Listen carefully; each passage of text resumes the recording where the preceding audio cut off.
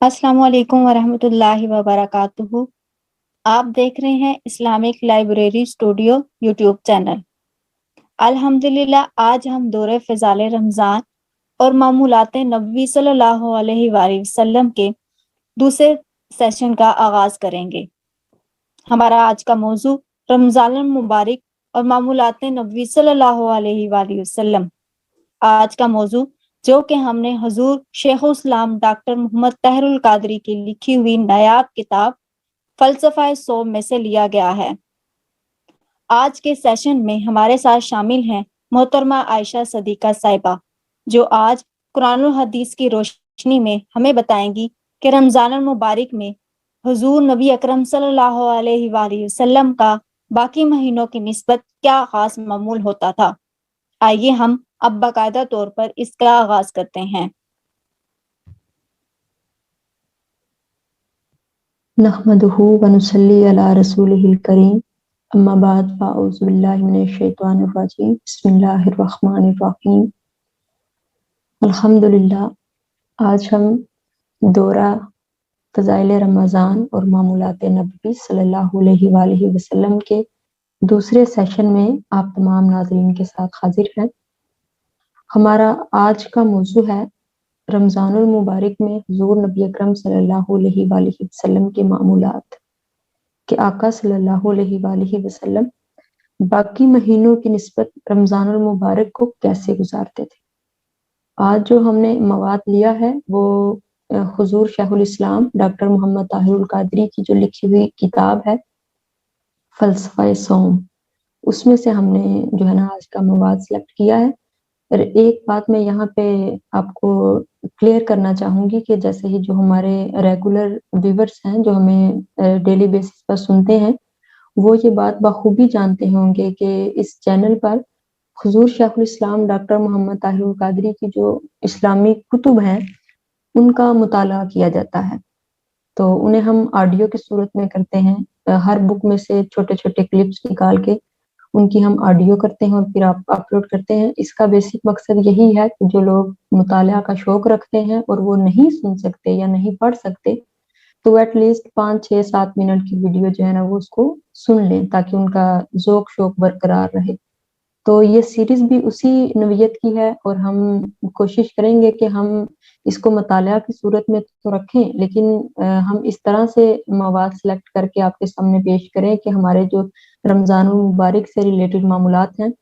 اس میں ہمیں جو ہے نا وہ مدد مل سکے اور ہم اس سے استفادہ حاصل کر سکیں۔ تو چلیے آج ہم اپنے موضوع کی طرف چلتے ہیں کہ حضور نبی اکرم صلی اللہ علیہ وآلہ وسلم رمضان المبارک کو کیسے گزارتے تھے۔ بسم اللہ الرحمن الرحیم۔ رمضان المبارک کے ماہ سعید میں حضور نبی اکرم صلی اللہ علیہ وآلہ وسلم کے معمولات عبادت و ریاضت میں عام دنوں کی نسبت کافی اضافہ ہو جاتا۔ اس مہینے میں اللہ تعالیٰ کی خشیت اور محبت اپنے عروج پر ہوتی۔ اسی شوق اور محبت میں آپ صلی اللہ علیہ وآلہ وسلم راتوں کو اپنے قیام کو بھی بڑھا دیتے۔ آج ہم جن معمولات کا ذکر کریں گے وہ بیسک ہمارا مقصد یہی ہے کہ ہم حضور نبی اکرم صلی اللہ علیہ وآلہ وسلم کے اسوہ حسنہ پر عمل کر کے اس مہینے کی برکتوں اور سعادتوں کو لوٹ سکیں۔ تو اگر معمولات مصطفی صلی اللہ علیہ وآلہ وسلم کا اجمالی جائزہ لیں تو اس کو 6 پوائنٹ میں جو ہے نا وہ ترتیب دیا گیا ہے، جس میں سب سے پہلا ہے صیام رمضان۔ اس سے مراد رمضان کے دوران اپنے اوپر روزوں کی پابندی کو لازم ٹھہرانا ہے۔ پھر دوسرا ہے قیام رمضان، رمضان المبارک کی راتوں میں تراویح، تسبیح و تحلیل اور کثرت سے ذکر و فکر میں مشغول رہنا۔ اس کے بعد ہے ختم قرآن، دوران ماہ رمضان المبارک مکمل قرآن پاک کی تلاوت کرنے کا معمول بنانا۔ پھر اس کے بعد ہے اعتکاف، رمضان المبارک کے آخری عشرہ کے ایام میں بنیت اعتکاف مسجد میں بیٹھنا۔ پھر نماز تہجد، سال کے بقیہ مہینوں کی نسبت رمضان المبارک میں نماز تہجد کی ادائیگی میں بہت زیادہ ذوق و شوق کا مظاہرہ کرنا۔ اور پھر آخر پہ آتا ہے صدقہ و خیرات۔ حضور نبی اکرم صلی اللہ علیہ وآلہ وسلم اس مہینے میں عام دنوں کی نسبت، عام مہینوں کی نسبت صدقہ و خیرات میں بھی کثرت کیا کرتے تھے۔ اب سب سے پہلا پوائنٹ ہے صیام رمضان، اور اس میں کون کون سی چیزیں آتی ہیں کہ حضور نبی اکرم صلی اللہ علیہ وآلہ وسلم رمضان المبارک سے اتنی زیادہ محبت فرماتے تھے کہ اس کے پانے کی دعا اکثر کیا کرتے تھے، اور رمضان المبارک کا اہتمام ماہ شعبان کے روزوں کے کثرت کے ساتھ ہی شروع کر دیتے تھے،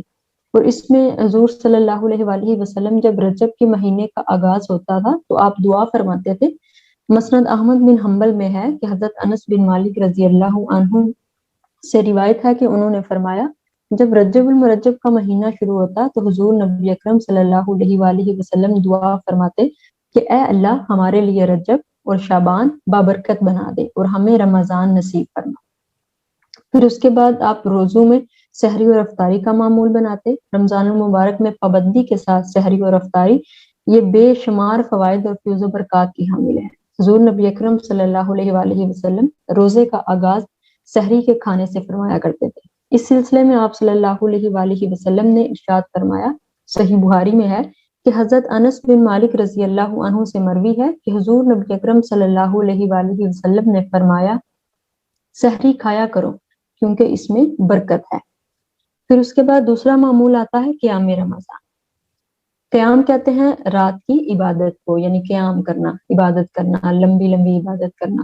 تو اس میں حضور نبی اکرم صلی اللہ علیہ وآلہ وسلم کا رمضان المبارک میں دوسرا معمول تھا کہ آپ رمضان کی راتوں میں تواتر و کثرت کے ساتھ کھڑے رہتے اور نماز ادا کرتے، تسبیح و تحلیل کرتے اور ذکر الہی میں مشغول رہتے تھے۔ اور جو آج کل ہم اجتماعی صورت میں جو نماز تراویح ہمیں دکھائی دیتی ہے، یہ اسی معمول کا حصہ تھی کہ اگر آپ دیکھیں تو نماز تراویح میں بھی ہم جو ہے نا وہ قیام کرتے ہیں، یعنی بہت دیر تک، عام باقی دنوں کی نسبت، باقی مہینوں کی نسبت جو ہے وہ لمبا ٹائم دیتی ہے، تو اس کو قیام رمضان کی جو ہے نا وہ اسی معمول کا حصہ قرار دیتے ہیں۔ پھر اس کے بعد آتا ہے ختم قرآن۔ ائمہ فقہ کی رائے جو ہے وہ ختم قرآن کے بارے میں کیا ہے، پہلے اس کو ڈسکس کریں گے۔ رمضان المبارک کے دوران نماز تراویح میں کم از کم ایک بار قرآن مجید ختم کرنے کا اہتمام کیا جاتا ہے۔ قرآن حکیم روزانہ کتنی مقدار میں پڑھا جائے، اس کے بارے میں ائمہ علماء فقہ کے فتاوی موجود ہیں۔ حضرت امام اعظم کے نزدیک جو ہے وہ فی رکعت، یعنی ایک رکعت تراویح میں کم از کم 10 آیات قرآن کی تلاوت کی جائے۔ اگر آپ دیکھیں تو قرآن پاک کی کل آیات تقریباً 6000 ہیں، اور ایک ماہ کے دوران ادا کردہ تراویح کی رکعتوں کی تعداد جو ہے وہ 600 بنتی ہے، اگر ایک مہینے پہ اس کو ڈیوائیڈ کریں تو اس حساب سے اگر روزانہ 10 سے 12 آیاتیں جو ہے نا وہ تلاوت کی جائیں تو بآسانی ماہ رمضان المبارک میں ایک قرآن مجید ختم ہو سکتا ہے۔ حضرت عمر فاروق رضی اللہ عنہ اس سے زیادہ قرآن پاک پڑھنے کے حق میں تھے اور وہ روزانہ 20 سے 25 آیات تک تلاوت کرنے کے قائل تھے۔ بہرحال اس سے مقصود یہی ہے، بتانا مقصود یہی ہے کہ جو حفاظ اور قراء کرام ہیں وہ قرآن کریم کو اتنی مقدار میں نہ پڑھیں کہ ترتیل کے ساتھ تلاوت ممکن نہ رہے، مطلب اپنی اتنی زیادہ مقدار نہ بڑھا لیں کہ ترتیل کے ساتھ جو ہم تلاوت کرتے ہیں وہ ممکن ہی نہ ہو۔ اب حضور نبی اکرم صلی اللہ علیہ وآلہ وسلم جو تھے دوران رمضان المبارک ایک بار ختم قرآن کا معمول کرتے تھے۔ آپ صلی اللہ علیہ وآلہ وسلم نے امت کو بھی اسی اعتدال پر چلنے کی تعلیم و تلقین فرمائی ہے۔ اسلام سادہ اور فطرت سے ہم آہنگ دین ہے، اور تعلیمات مصطفی صلی اللہ علیہ وآلہ وسلم میں بھی اسی فطری سادگی کی جھلک نظر آتی ہے۔ آپ صلی اللہ علیہ وآلہ وسلم نے ارشاد فرمایا کہ میرے دین میں تنگی پیدا نہ کرو، اسی لیے ہر امتی کی سہولت کے پیش نظر آپ صلی اللہ علیہ وآلہ وسلم ماہ سیام میں ایک بار قرآن پاک ختم کرنے کے معمول پر زندگی بھر کاربند رہے، ورنہ اگر آپ چاہتے تو رمضان المبارک میں ہزارہا قرآن پاک ختم کر سکتے تھے اگر آپ چاہتے تو۔ اگر آپ کے غلاموں کی شان دیکھیں تو جو ہے مرکات المفاتیح میں ہے کہ حضرت علی، ملا علی قاری جو ہیں وہ اس کے راوی ہیں، وہ فرماتے ہیں کہ حضرت علی کرم اللہ وجہہ کی شان تلاوت یہ تھی کہ وہ گھوڑے کی ایک رکاب پر پاؤں رکھتے ہوئے تلاوت شروع کرتے تو دوسری رکاب تک پورا قرآن پاک والناس تک ختم کر ڈالتے۔ سبحان اللہ۔ جس کے غلام کی یہ شان ہوگی تو اس آقا کی قدرت کی وسعت کا کیا عالم ہوگا۔ لیکن ہمارے آقا و مولا صلی اللہ علیہ وآلہ وسلم کو اپنے کمزور امتیوں کا خیال تھا جنہیں پریشانی اور تکلیف میں دیکھنا آپ کو ہرگز گوارا نہ تھا۔ پھر اس کے بعد ایک اور جو ہے نا وہ معاملہ ہوتا ہے رمضان المبارک میں، اور وہ ہے رسم شبینہ، جو ہم تلاوت قرآن پاک کرتے ہیں یا جو ہم تراویح میں قرآن پاک ختم کرتے ہیں، پھر اس کے بعد یعنی قرآن پاک کا جو سماع کیا جاتا ہے، تراویح میں بھی سماع کیا جاتا ہے، اس کے بعد رمضان کے علاوہ بھی اگر آپ دیکھیں تو اس کو رسم شبینہ کہتے ہیں۔ جیسے آپ محفل سماع اگر کرواتے ہیں، سارے بیٹھتے ہیں اور ایک بندہ تلاوت کرتا ہے، قرآن پاک پڑھتا ہے، قاری کو بلا لے، حافظ کو بلا لے، تو وہ باقی سارے مجمع کے جو لوگ ہیں وہ قرآن پاک کو سنتے ہیں، تو اس کو رسم شبینہ کہتے ہیں۔ تو رمضان المبارک میں نماز تراویح کے دوران ایک سے زیادہ بار جو ہے نا وہ اس کو ختم کرنا سنت نبوی صلی اللہ علیہ وآلہ وسلم سے تعارض رکھتا ہے۔ اس کا تقاضا یہ ہے کہ نماز تراویح میں صرف ایک بار قرآن پاک ختم کیا جائے۔ شبینہ کرانے کی جو رسم جو آج کل رواج میں پا رہی ہے وہ سنت خلاف ہے، جیسا کہ پہلے بھی عرض کیا جا چکا ہے کہ قرآن مجید لوگوں میں جو ہے وہ قرآن حکیم کے سننے سے گریز اور بے رغبتی کا رجحان رکھتا ہے۔ اس میں یہ ہے کہ اگر آپ زیادہ تعداد میں قرآن پاک ایک دن لگا کے، جیسے اگر آپ 10 12 15 گھنٹے لگا کے آپ قرآن پاک کو سنتے ہیں تو وہ محفل میں وہ ذوق نہیں رہتا، لوگ جو ہے وہ بے رغبتی برتتے ہیں اور سننے سے گریز کرتے ہیں، اکتاہٹ کا شکار ہو جاتے ہیں، تو اس طرح سے جو ہے نا وہ ذوق و شوق برقرار نہیں رہتا۔ تو حضور صلی اللہ علیہ وآلہ وسلم نے اس چیز سے منع فرمایا ہے کہ ایک دن میں ایک قرآن پاک جو ختم کیا جاتا ہے وہ معمول ٹھیک نہیں ہے، آپ صلی اللہ علیہ وسلم نے اس سے منع فرمایا ہے۔ اب حضور صلی اللہ علیہ وآلہ وسلم اپنے صحابہ کو بھی دوران ماہ ایک ختم قرآن پر اکتفا کرنے کی تلقین فرماتے تھے، یعنی پورے مہینے میں ایک بار قرآن پاک ختم کرنے۔ آپ کے جو ایک صحابی ہیں حضرت عبداللہ بن عمر بن العاص، ان کا معمول تھا کہ وہ ہر روز ایک قرآن پاک ختم کرتے تھے۔ آپ صلی اللہ علیہ وآلہ وسلم نے صحابی مسعود کو بلایا اور حسب دستور اس مہینے میں ایک قرآن پاک ختم کرنے کی ہدایت فرمائی، تو انہوں نے عرض کیا کہ حضور صلی اللہ علیہ وآلہ وسلم مجھے اس سے زیادہ کی استطاعت ہے، اور میں چونکہ حافظ قرآن ہوں تو اس کے پیش نظر مجھے زیادہ کی اجازت مرحمت فرمائی جائے۔ تو آپ صلی اللہ علیہ وآلہ وسلم نے اس کے اصرار پر پہلے 20 دن، پھر 10 دن اور آخر میں ہر 7 دن کے بعد ایک قرآن پاک ختم کرنے کی اجازت ان الفاظ میں فرمائی جو کہ مسند احمد بن حنبل میں ہے کہ 7 دن میں ایک قرآن پاک پڑھ لیا کرو۔ اس سے یہ نقطہ بڑی صراحت کے ساتھ واضح ہوتا ہے کہ ایک دن میں قرآن پاک کی جو شبینے کرانے کا جو رواج ہے وہ صریحتاً خلاف سنت ہے، یعنی آپ ایک دن میں جو ایک بار قرآن پاک ختم کرتے ہیں کہ ہم ایک دن لگا کر جو ہے وہ قرآن پاک ماشاءاللہ مکمل کر لیں گے، تو یہ خلاف سنت ہے۔ تو اس کے بعد جو ہے وہ دوران رمضان اگر حضور صلی اللہ علیہ وآلہ وسلم کے ختم قرآن کا معمول دیکھیں تو صحیحین کی متفق علیہ حدیث مبارکہ سے ہمیں پتہ چلتا ہے کہ ہر رمضان المبارک میں رات کے وقت حضرت جبرائیل علیہ السلام قرآن پاک کا دورہ کرنے کے لیے آقا دو جہاں صلی اللہ علیہ وآلہ وسلم کے حجرہ مبارک میں تشریف لاتے، جہاں باری باری ان دونوں ہستیوں میں سے ایک کلام پاک کی تلاوت کرتی اور دوسری اس کی سماعت فرماتی۔ یہ معمول ہر رمضان میں جاری رہا، یہاں تک کہ وصال مبارک سے پہلے آخری رمضان آیا تو آپ صلی اللہ علیہ وآلہ وسلم نے سابقہ معمول کے برعکس 2 مرتبہ قرآن پاک کا دورہ جبرائیل علیہ السلام کی معیت میں فرمایا۔ حفاظ اور قرہ کرام کی کتنی خوش قسمتی ہے کہ وہ دوران تراویح ہر رمضان المبارک میں جو قرات اور سماعت کا فریضہ ادا کرتے ہیں وہ بیک وقت حضور صلی اللہ علیہ وآلہ وسلم اور جبرائیل علیہ السلام کی سنت پر عمل پیرا ہوتے ہیں۔ پھر اس کے بعد چوتھا معمول ہے معمول تہجد۔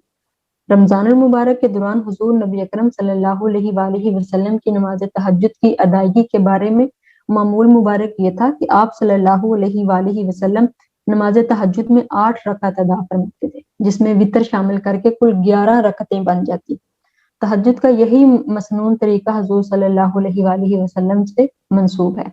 اب بعض بزرگان دین کی طرف سے تہجد کی جو 12 رکعتیں ہیں وہ منسوب کی جاتی ہیں، اور ان کی ادائیگی کی صورت کچھ اس طرح سے ہوتی ہے کہ بعض پہلی رکعت میں 12 مرتبہ سورۃ اخلاص شروع کرتے ہیں اور بتدریج کم کرتے کرتے یہاں تک کہ آخری رکعت میں ایک بار سورۃ اخلاص پر ختم کر دیتے ہیں۔ یعنی اگر آپ 12 رکعت پڑھے ہیں تو آپ پہلی رکعت میں 12 دفعہ سورۃ اخلاص پڑھیں گے، پھر اس کے بعد دوسری رکعت میں 11 دفعہ پڑھیں گے، تیسری رکعت میں 10 دفعہ پڑھیں گے، اس طرح کم کرتے کرتے جب آخری رکعت آتی تو اس میں ایک بار سورۃ اخلاص پڑھتے۔ کوئی اس سے برعکس عمل بھی شروع کرتا ہے اور وہ سورۃ اخلاص کی تعداد بڑھاتا چلا جاتا ہے، یعنی پہلی رکعت میں ایک بار پڑھتا ہے، دوسری میں 2 بار، تیسری میں 3 بار، اسی طرح وہ بڑھاتا چلا جاتا ہے۔ بہرحال کسی بھی طریقے کو اختیار کرنے میں کوئی مذائقہ نہیں ہے، اس سے نماز ہو جاتی ہے۔ اب ذہن میں جو سوال پیدا ہوتا ہے وہ یہ ہے کہ تہجد کے بارے میں حضور صلی اللہ علیہ وآلہ وسلم سے مختلف طرز عمل کیوں اپنایا جائے؟ یعنی جب آپ صلی اللہ علیہ وآلہ وسلم 11 رکعت پڑھتے تھے اور وتر کو ملا کر ٹوٹل 8 رکعت پڑھتے تھے اور وتر کو ملا کر ٹوٹل 11 رکعت ہوتی تھی، تو اس سے مختلف طرز عمل کیوں اپنایا جائے؟ تو اس کا جواب یہی ہے کہ عبادت کے معاملے میں سرکار دو جہاں صلی اللہ علیہ وآلہ وسلم نے جس عمل کی تعلیم جو ہے یہ امت کو عطا فرمائی ہے، اس میں سہولت اور آسانی کا پہلو نظر جو ہے نا وہ رکھا گیا ہے۔ تہجد میں رکعتوں کی کمی بیشی کو وقت کی فراغت پر منحصر رکھا گیا ہے۔ اگر کسی کے پاس زیادہ وقت نہ ہو تو وہ 2 گانا ادا کرے، یعنی 2 رکعت ہی ادا کر لے اگر وقت کم ہے۔ وقت زیادہ ہونے کی صورت میں رکعتوں کی تعداد کو بڑھایا بھی جا سکتا ہے۔ بہرحال تہجد کی ادائیگی کی تاکید کی گئی ہے۔ حضور صلی اللہ علیہ وآلہ وسلم نے فرمایا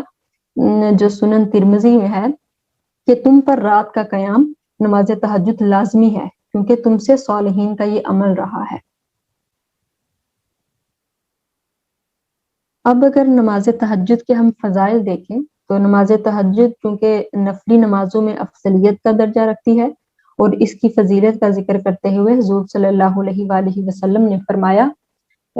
سلسلہ حدیث الصحیحہ میں ہے کہ مومن کی بزرگی قیام اللیل میں ہے اور عزت لوگوں سے استغنا میں ہے۔ استغنا کا معنی ہوتا ہے آپ اللہ پر توکل اور اس پر بھروسہ رکھتے ہیں، باقی لوگوں کی نسبت آپ اللہ پر بھروسہ رکھتے ہیں، یہ اس معنی میں آتا ہے۔ نماز تہجد میں مداومت اختیار کرنے سے بندہ اپنے رب کی نظر میں وہ مقام و مرتبہ حاصل کر لیتا ہے کہ اسے عزت و وقار اور شان استغنا نصیب ہوتی ہے۔ اب چونکہ اللہ پر توکل اور اس پر جو بھروسہ رکھنے کی یہ شان ہے، یہ اللہ کی طرف سے یہ عطا ہوتی ہے۔ اگر بندہ چاہے تو شیطان اس پر اگر حملہ آور ہوتا ہے تو وہ اللہ پر سے بھروسہ کمزور بھی کر دیتا ہے، یہ شیطان کا حملہ ہے۔ تو یہ اللہ ہی کی شان ہے، وہی آپ کو عطا کرتا ہے کہ بندہ جو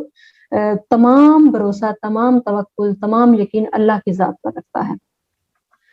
تو جب آپ نماز تہجد ادا کرتے ہیں تو اللہ کی طرف سے وہ مقام و مرتبہ آپ کو حاصل ہوتا ہے کہ جو اسے عزت و وقار اور شان استغنا نصیب ہوتی ہے بندے کو، جس کے صلے میں اسے دنیا میں کسی کے آگے دست سوال دراز کرنے کی حاجت نہیں رہتی اور اس کی جبینہ نیاز آستانہ خداوندی کے سوا کسی اور در پر نہیں جھکتی۔ بندہ جب اپنے رب سے تعلق آشنائی جو ہے وہ پختہ کر لیتا ہے تو اس کی زندگی علامہ اقبال کی اس شعر کی عملی تفسیر بن جاتی ہے کہ 2 عالم سے کرتی ہے بیگانہ دل کو، 2 عالم سے کرتی ہے بیگانہ دل کو، عجب چیز ہے لذت آشنائی۔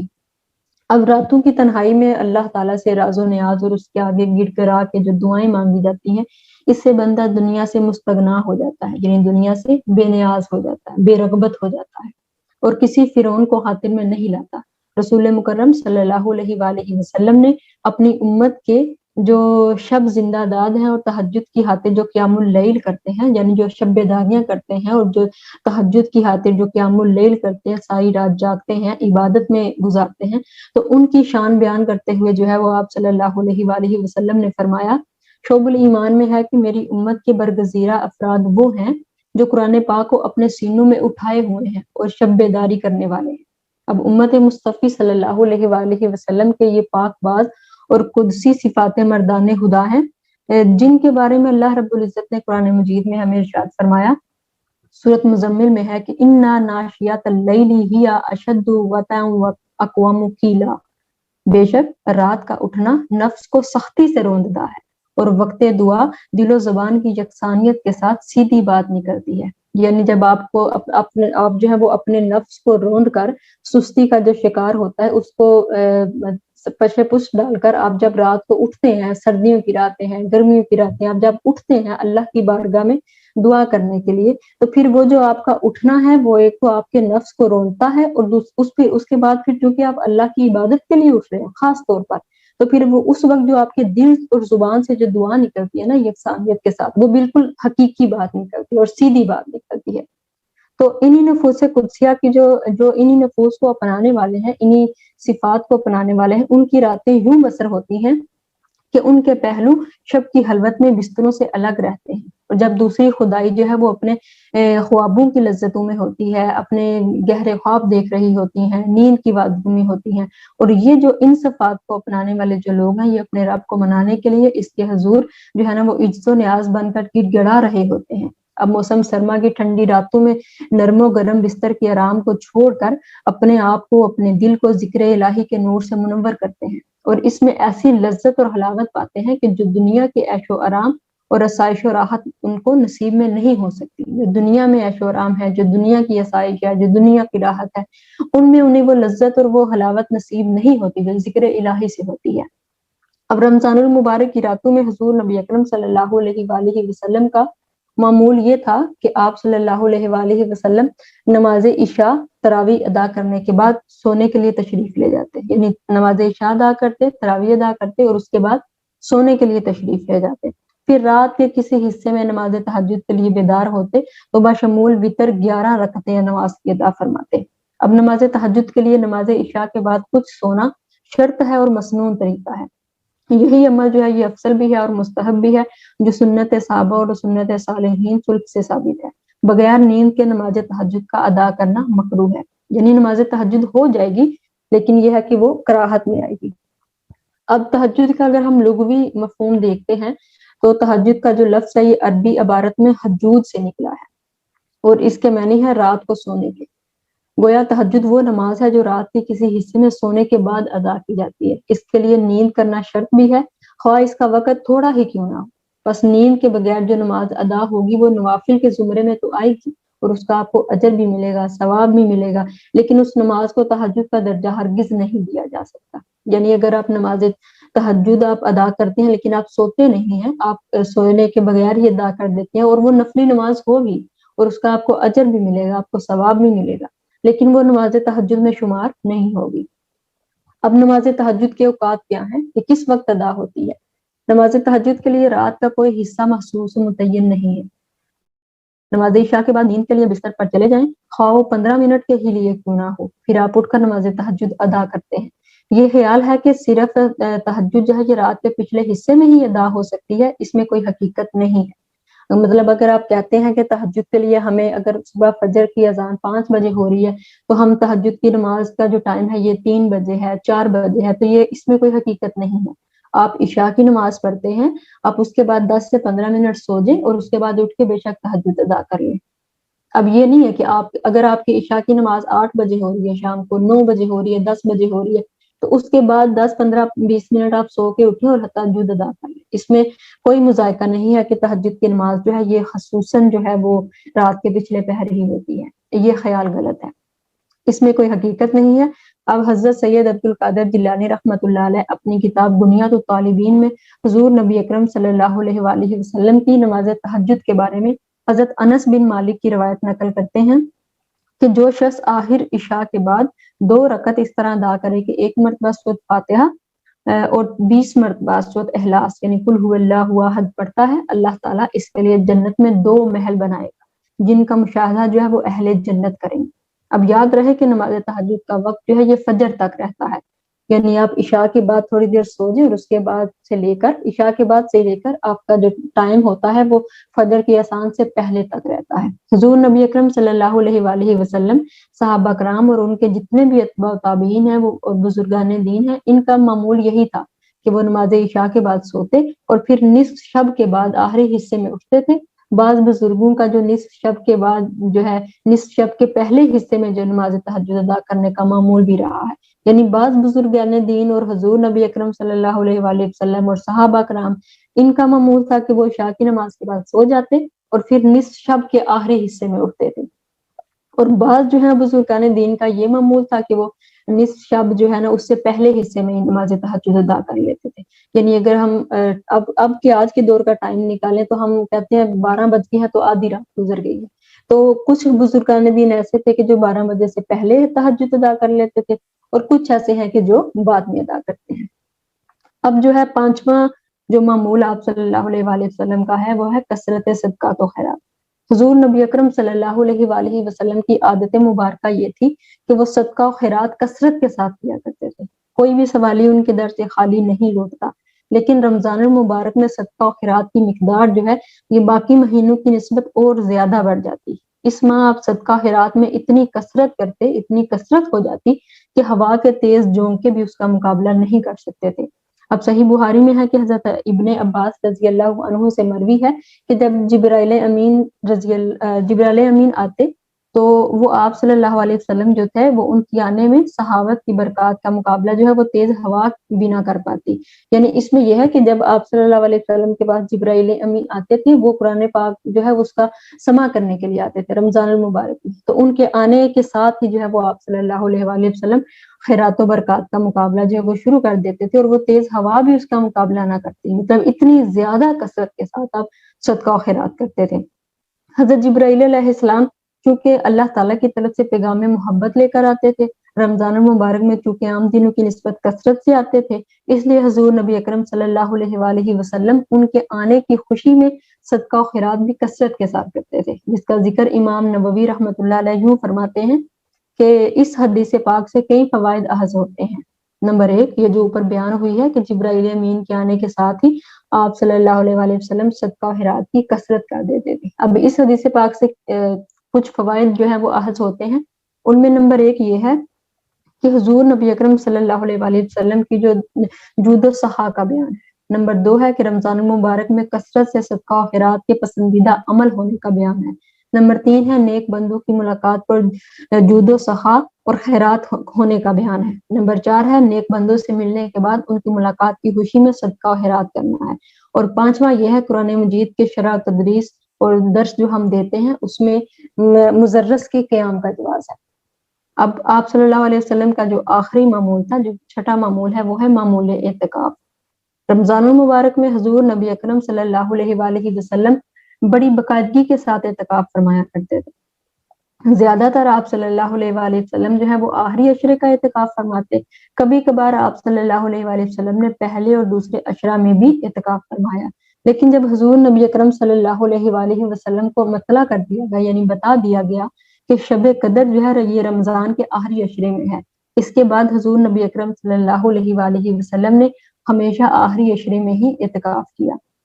حضرت عائشہ صدیقہ رضی اللہ عنہا آپ کے معمول اعتکاف کا ذکر کرتے ہوئے فرماتی ہیں کہ صحیح بخاری میں ہے کہ حضور نبی اکرم صلی اللہ علیہ وآلہ وسلم جو ہے رمضان المبارک کے آخری عشرے میں اعتکاف فرمایا کرتے تھے، یہاں تک کہ آپ اللہ تعالیٰ سے جا ملے۔ یعنی آپ صلی اللہ علیہ وآلہ وسلم اپنے وصال تک جو ہے نا وہ رمضان کے آخری عشرے میں اعتکاف کیا کرتے تھے۔ یعنی آپ نے جو اپنا زندگی کا آخری اعتکاف، آخری رمضان گزارا ہے، اس میں بھی آپ صلی اللہ علیہ وآلہ وسلم نے آخری عشرے میں اعتکاف کیا۔ اور پھر حضور نبی اکرم صلی اللہ علیہ وآلہ وسلم نے ایک مرتبہ آخری عشرہ کے علاوہ جو ہے وہ ایک مرتبہ رمضان المبارک کے پہلے عشرے میں بھی اور دوسرے عشرے میں بھی اعتکاف فرمایا ہے۔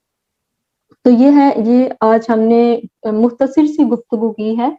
حضور نبی اکرم صلی اللہ علیہ وآلہ وسلم کے جو معمولات ہیں رمضان المبارک میں۔ تو انشاءاللہ آگے چل کر اگلے سیشن جو ہم کریں گے اس میں اس پر ڈیٹیل کے ساتھ بات کریں گے، صدقہ و خیرات پر بات کریں گے، تہجد پر بات کریں گے، اعتکاف پر بات کریں گے، مطلب رمضان کے روزوں پر بات کریں گے، قیام پر بات کریں گے، شب قدر پر بات کریں گے۔ تو پہلے بتانے کا مقصد صرف یہی تھا کہ آپ کو شروع پہ یہ پتہ چل جائے کہ رمضان المبارک کو حضور نبی اکرم صلی اللہ علیہ وآلہ وسلم جو ہے وہ کس طرح سے گزارتے تھے، اور ہم بھی اپنا معمول جو ہے وہ اسی طرح سے بنا لیں۔ آپ اگر کبھی آپ نے پہلے تہجد کی پابندی نہیں کی تو اب کر لیں۔